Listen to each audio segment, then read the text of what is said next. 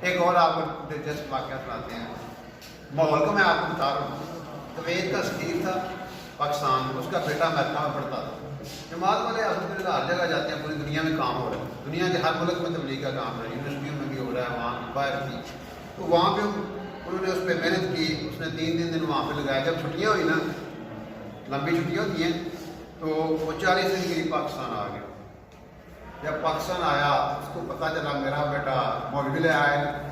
اس نے کہا جی وہ روڑا پاتا ہے جی میرے بیٹے نے مولوی لے آئے نا، وہ این جی وہ بڑا خطرہ ہے. وہ جنسیاں کے بندے لے آئے، گڑیاں لیاں 5-7 ادھر چلے گئے رائے مرکز. اب کیوں ادھر لے آئے ہیں؟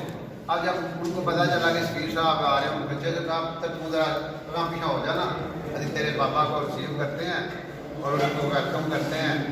تو ان کو ویلکم کیا، پروٹوکول دیا، ان کو سارا مرکز دکھایا. تو وہ دکھایا نا سارا، دیکھ کے نا وہاں پہ جہاں پہ جا رہے ہیں وہاں پر ذکر ہو رہا ہے، بیان ہو رہے ہیں، تشکیلیں ہو رہی ہیں، اللہ کی شان ہے.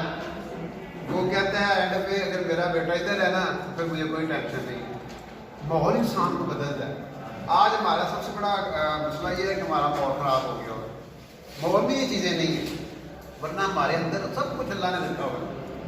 بائی ڈیفالٹ اللہ کے فضل و کرم سے پیدا ہوتے ہی ہم نے پہلی آواز اللہ اکبر کی سنی، ٹھیک ہے نا.